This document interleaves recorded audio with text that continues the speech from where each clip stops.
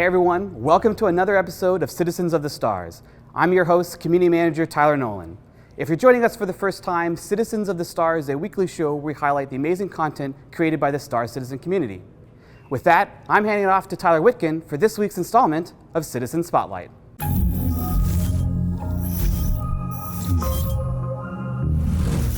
Hey everyone, and welcome to another installment of Citizen Spotlight, where we take a moment to highlight some of the incredible contributions made by the Star Citizen community.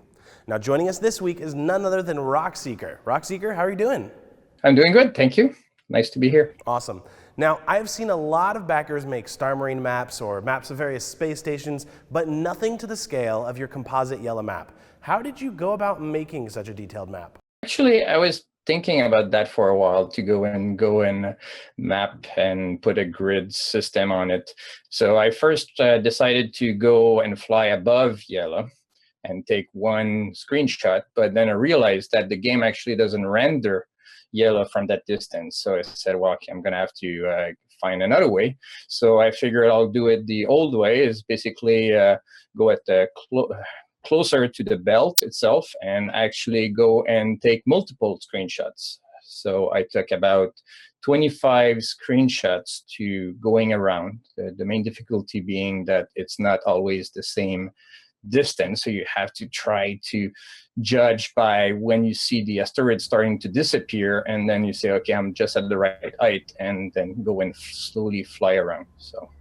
Now, I saw you mention on your forum post that you had to do a lot of measuring. How did you go about measuring space in our game? Well, the reason I had to go and measure is that I did the map 3 times. So it takes about 10 to 12 hours to do. So first time I did it, I just went around in 3 evenings. And between the first and second evening, I did not realize, but I started from the wrong cluster of rocks, of asteroids. So when I pieced the things together, I was missing about 30 degrees of the map. So I did not realize until someone on the community got excited and people started chatting. And then one person mentioned, you know, the Benny Edge is not a right location. I said, how come? No, but I see the red light.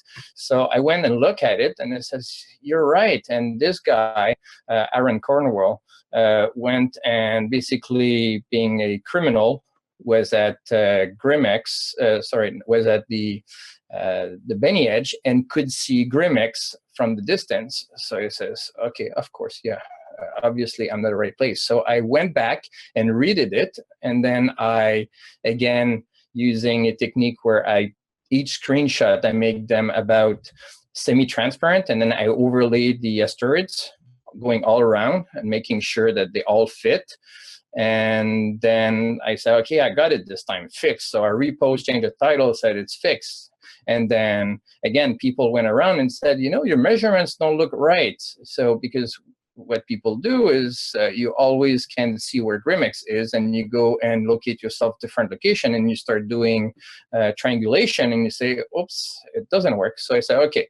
So by that time, I had chat a lot with this other guy who's a born cartographer. He likes that. So I said, let's go together and go around, and you sit in one location and I go around and start taking measurement, and we took several screenshots, and then we moved to a different location and again did the same thing. And there's, I don't know if it's voluntary, but there's currently, maybe it's a bug in the game right now, but once you focus on someone, then you can travel anywhere in the map and you'll still see the distance to that person.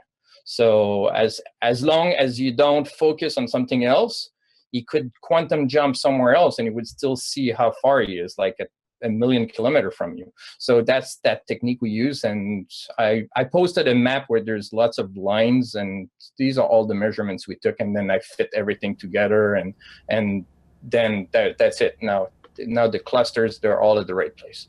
Wow, okay. And about how long did this whole project take you? As I said earlier, about 10 to 12 hours each time, although I was getting better and faster at doing it.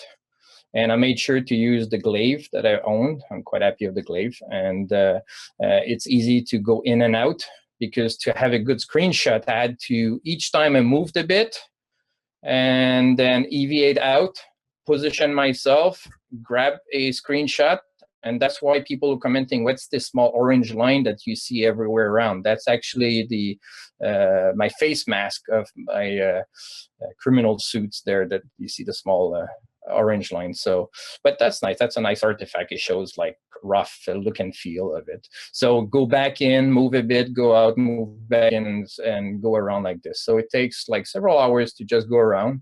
And funny enough, there's actually fuel in ships, and you can run out of fuel. So yeah, I was about halfway around the map, and then I ran out of fuel. So I had to actually exit the game and go back in and then continue flying around. That was funny. Cool. All right, last question. What's next? Do you have any locations or projects that you're excited to do? Well, I'm part of the United Earth Mining Corporation.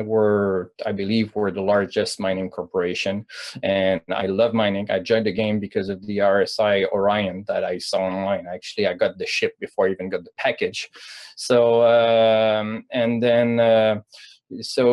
was looking forward to 3.1, but recently we just learned that it's going to be moved up to 3.0. So we're all getting excited about that and really looking to go and mine. And hopefully there's going to be a new sector open, maybe the Stanton asteroid belts or something, where we can go and start digging around. And yeah, so.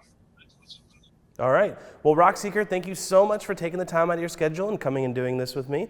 And for all you folks at home, we'll see you next week.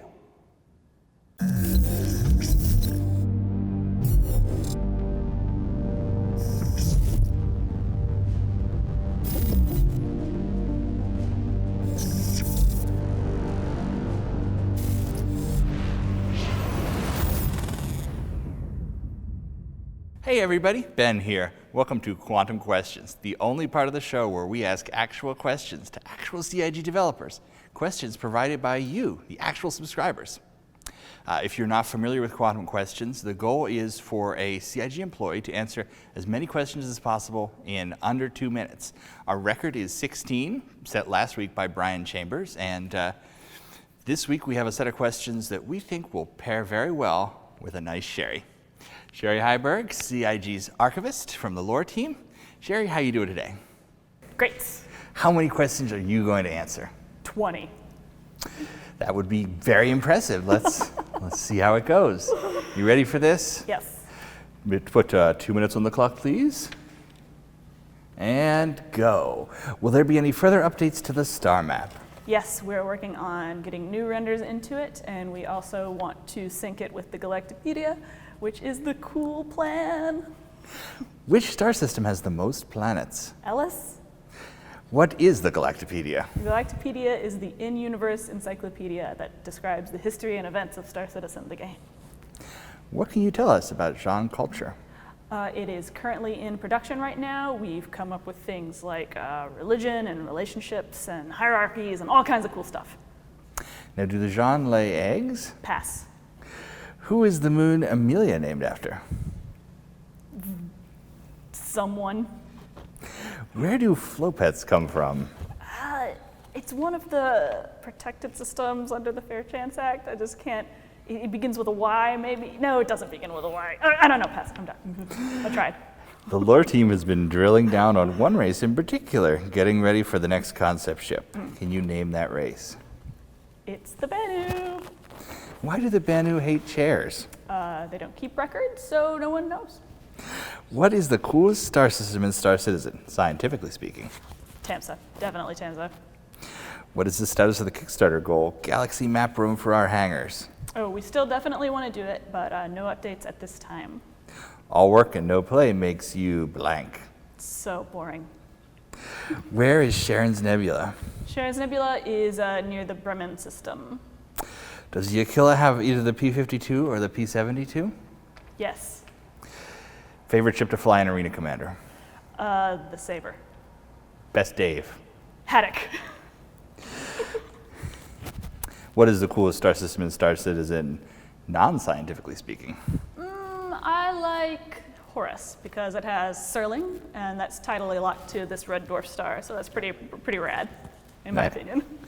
That is it. Thank you very much. You did an awesome job. Thank you. For those keeping score at home, that is 12 correct answers. Fantastic. So much for the Heiberg uncertainty principle. If you would like to ask questions for a future quantum question, you can post to the subscriber area of Spectrum. You can also upvote questions you'd especially like to see, and we will keep those in mind. For Quantum Questions, this has been Ben Lesnick. Thank you, and good night.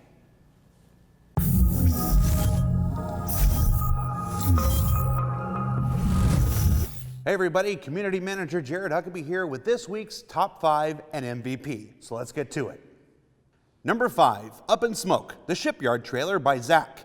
Now Zach has created a trailer for what appears to be a new series called the UINS Shipyard, which will offer quote-unquote in-lore reviews of ships in the Star Citizen universe. I look forward to seeing how this series progresses. Number 4, the Explorer with Anvil poster by Elastrum. Elastrum has made this fun and very colorful poster highlighting Anvil Aerospace and the ever-popular Anvil Carrack. I gotta admit, I find myself wondering how this might look if I printed it up and hung it above my desk in the office. And I might just find out. Number 3, the Anvil F8 Lightning laser cut model by Rice Maiden. Now, we've highlighted these laser cut wood models from Rice Maiden before, but this may be my favorite yet. Very little is known about the F8 Lightning and its proposed role within Squadron 42 and Star Citizen, but that hasn't stopped this ship from looking any less cool. Number 2, the Star Citizen movie poster by Dan Silverstone. Dan has crafted a compelling display of Star Citizen imagery in building his movie poster concept for Star Citizen. Of course, I'd be remiss if I didn't point out that he used the cast for Squadron 42 in lieu of not knowing any of Star Citizen's cast members. But I like the artwork so much, I'm willing to give him a pass for it. So great job, Dan. And finally, number 1, and this week's MVP. Now, this person didn't create any original art or build something with their craft. In fact, I'm not certain they did anything particularly remarkable in the last week. But this person with well over 24,000 posts on our older forum system has been a touchstone of development on our website for years, and always quick with a link to the relevant source of reference for any given discussion. For this reason alone, this week's MVP goes to none other than Grafton. So congratulations, Graf. It's been a long time coming.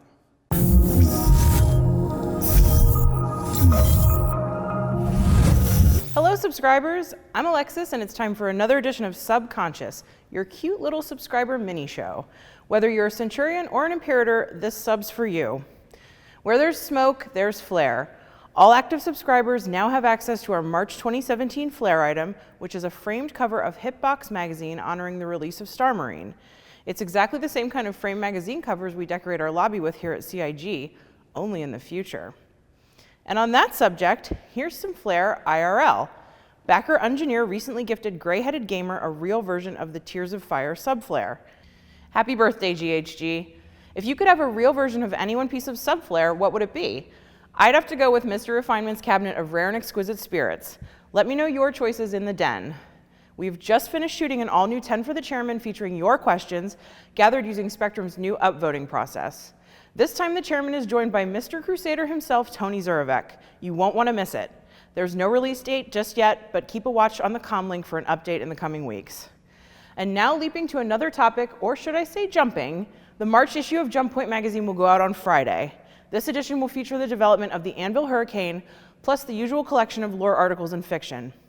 That's it for this week. Thank you so much for your support. I hope you're enjoying your Avenger Titan Renegades, and I'll see you in the den.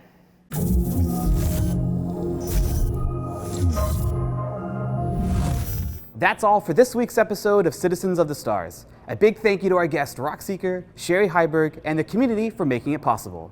I'm Community Manager Tyler Nolan, and we'll see you in the verse. Thank you for watching. So if you want to keep up with the latest and greatest in the Star Citizen and Squadron 42's development, please follow us on our social media channels. See you soon.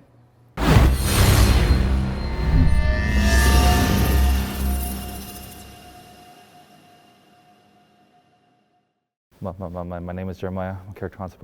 My name is Jeremiah. Character concept. My name is Jeremiah. I'm character concept. My name is Jeremiah. Character concept. My name is Jeremiah.